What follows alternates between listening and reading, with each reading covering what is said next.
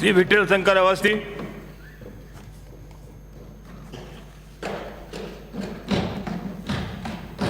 सभापति महोदय, आपने मुझे बजट पे बोलने का अवसर दिया, उसके लिए आपका बहुत बहुत आभार। इस बजट में जो सबसे बड़ी खासियत है, ये बहुत बिखरा हुआ बजट है।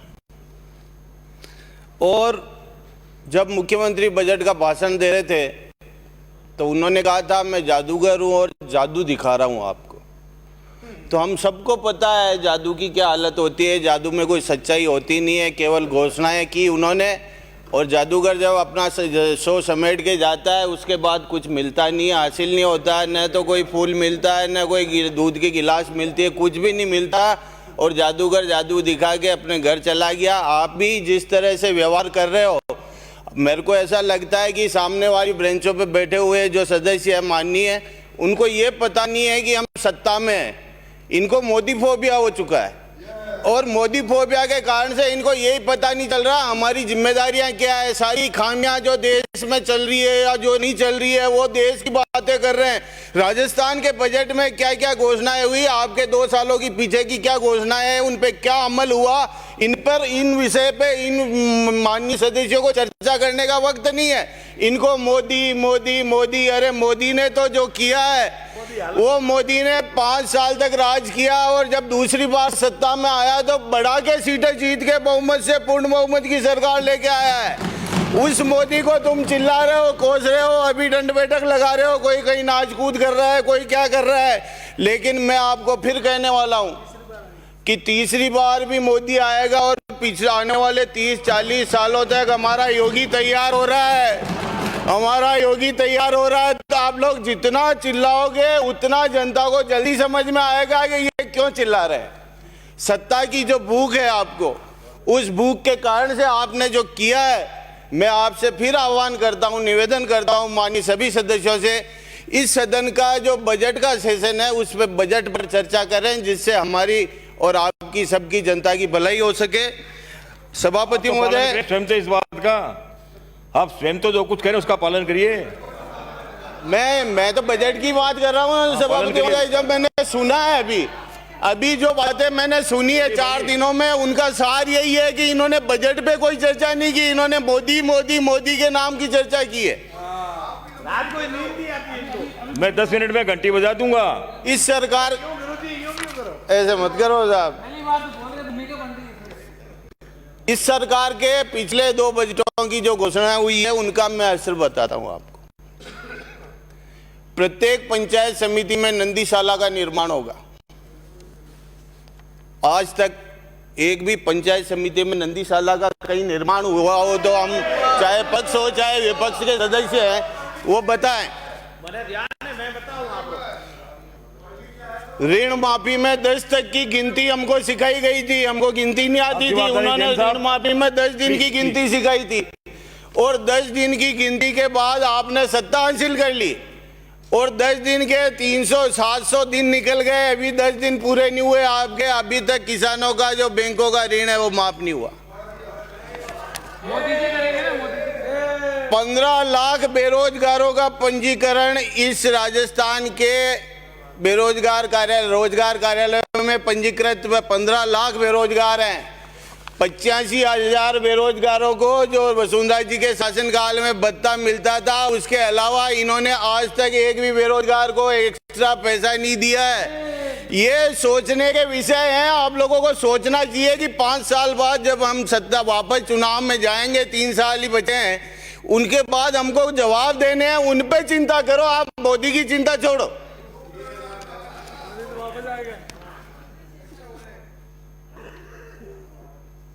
आज मेरे भीलवाड़ा शहर में पिछले बजट में बजट की पुस्तक में लिखा हुआ है कि मेरे कोठारी नदी में एक पुल का निर्माण किया जाएगा जो शहर को सांगानेर और शहर को जोड़ती है। उस बजट का 1 इंच भी काम अभी तक पूरा नहीं हुआ। 30 करोड़ की घोषणा थी, वो 1 रुपया नहीं लगा है। और आप जिस तरह से जादू दिखा के ये घोषणाएं कर रहे हो और आप लोग भी कर रहे हो, इतनी घोषणाएं, अरे जो घोषणाएं हो चुकी है उनका क्रियान्वयन के बारे में अगर हम बात करेंगे तो इस सदन की श्रेष्ठता साबित होगी। आज की तारीख में उस पुल का क्या हुआ? अब नई घोषणाएं हो गई। नर्सिंग कॉलेज ऑलरेडी मेरे भीलवाड़ा शहर में चल रहा है, लेकिन एक नर्सिंग कॉलेज और चलाएंगे। अब कब चलेगा, बजट है कि नहीं है, पता नहीं है। 88 कॉलेज खोलने की घोषणाएं कर दी इन्होंने। हमारे जो दिवंगत विधायक हैं, हमारे माननीय सदस्य, उनके नाम पे इन्होंने घोषणा कर दी 4 कन्या महाविद्यालयों की। बजट में कहाँ प्रावधान है, कुछ बताओ तो सही। क्यों उन मृत आत्माओं के प्रति तो कम से कम ईमानदारी का व्यवहार करें। हम केवल घोषणाओं पे कायम नहीं रहे। पूर्व में मुख्यमंत्री ने स्वयं दौरा किया था पिछले वर्ष, जब मैं 50 दिनों के धरने पे बैठा था। 4000 मकानों में दरारें आई थी। सरकारी भवन, स्कूल, मंदिर, मस्जिद सब में दरारें आ चुकी है। रहने लायक परिस्थिति नहीं है। 40,000 की आबादी का कस्बा है उपनगरपुर। उस कस्बे में जब मैं धरने पे बैठा तो मुख्यमंत्री जी स्वयं दौरा करने आए, और दौरा करने के बाद उन्होंने कई तरह की घोषणाएं की। 4000 मकानों का मुआवजा दिया जाएगा। उस घोषणा पे एक पैसा आज तक किसी गरीब को नहीं मिला, एक पैसा। ये मुख्यमंत्री जी की घोषणाओं का असर है। इसलिए मैं आपसे, मेरी चिंता है कि भाई क्या बोलें, क्या जब बजट के नाम पे बोलना है, केवल घोषणाओं को सुनना है, क्रियान्विति का तो होना नहीं है। जब माननीय हमारे अभी अपने विधानसभा अध्यक्ष महोदय जब हमारे एमपी हुआ करते थे 12 साल पहले, उस वक्त उन्होंने चंबल के पानी की घोषणा की थी। भीलवाड़ा जिले को पूरा चंबल से जोड़ा जाएगा। आज 12 साल हो गए। हमारे 5 साल के शासन काल में हमने दौड़ के हमारी मुख्यमंत्री को कहा था कि मुख्यमंत्री महोदय, चाहे घोषणा कांग्रेस की है, लेकिन ये जनहित से जुड़ा हुआ मुद्दा। उन्होंने हमारे निवेदन पर गौर फरमाया, और गौर फरमा के उन्होंने उस पर काम शुरू किया। भीलवाड़ा शहर, मांडल और आसींद को हमारे शासनकाल में उस चंबल की योजना से जोड़ा गया है। जिले के 4 विधानसभा क्षेत्र अभी भी 1 इंच काम नहीं चल रहा, उन पर 1 भी इंच काम नहीं चल रहा है। अब केवल ये गंगापुर का उपचुनाव देखते हुए इन्होंने कहा अब गंगापुर को पानी से जोड़ेंगे, अब गंगापुर को पानी से जोड़ेंगे। 12 साल बजट की घोषणाओं के बाद अगर ये स्थिति रहती है तो हमारे सदन के लिए बहुत सोचने का विषय है। आज की तारीख में भीलवाड़ा शहर में जब पूर्व उपनगर कस्बे की बात करता हूं, 40,000 से ज्यादा की आबादी है। 4 वार्ड हैं जिनमें 5-5 हजार वोट हैं।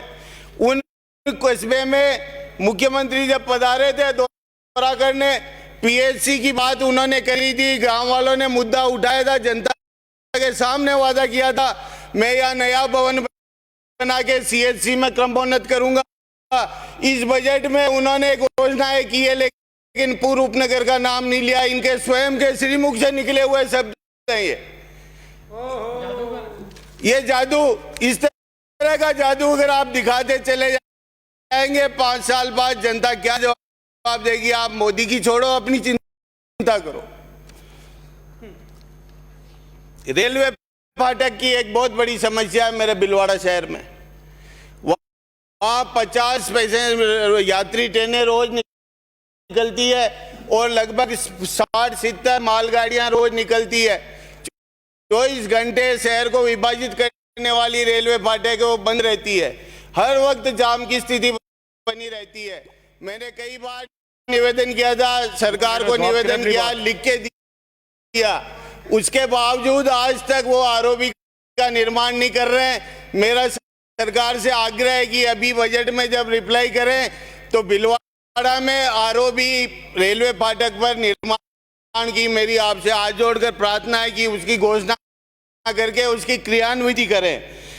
एमएलयू टेक्सटाइल कॉलेज है मेरे भीलवाड़ा शहर में। उस शहर में 35 साल पुराना ये इंजीनियरिंग कॉलेज है। टेक्सटाइल का पूरे देश में 10 कॉलेज हैं, केवल 10 कॉलेज, उसमें भी राजस्थान का एकमात्र टेक्सटाइल कॉलेज है। उस कॉलेज कोई भी स्वायत्तता के नाते चला गया, उसकी आर्थिक स्थिति बिल्कुल बेकार है। सरकार से मेरा आग्रह है कि कृपा करके सरकार इसको अंडरटेक करे और उस कॉलेज को जो गरीब बच्चे पढ़ते हैं उनको 80-80 हजार फीस उस कॉलेज में देनी पड़ती है। अगर सरकारी कॉलेज बनेगा तो 1000 की फीस में उन गरीबों का कल्याण होगा। आपसे आग्रह है कि उस टेक्सटाइल कॉलेज को आप कृपा करके सरकार अपने अधीन लेकर संचालित करे। ईडब्ल्यूएस का जो आरक्षण है, आर्थिक पिछड़ा वर्ग के जो सवर्णों को हम आरक्षण देते हैं, उनको जो अन्य तरह के आरक्षण जो मिलते हैं, उन आरक्षण का सारा जो उनको छूट मिलती है, आयु सीमा में छूट मिलती है और जिस तरह के लाभ उनको दिए जाते हैं, वो सारे लाभ ईडब्ल्यूएस के आरक्षण में भी लागू किए जाएं। ये हमारी हाथ जोड़कर प्रार्थना है। आपने मुझे बोलने का समय दिया, उसके लिए बहुत बहुत धन्यवाद। जय हिंद, जय भारत।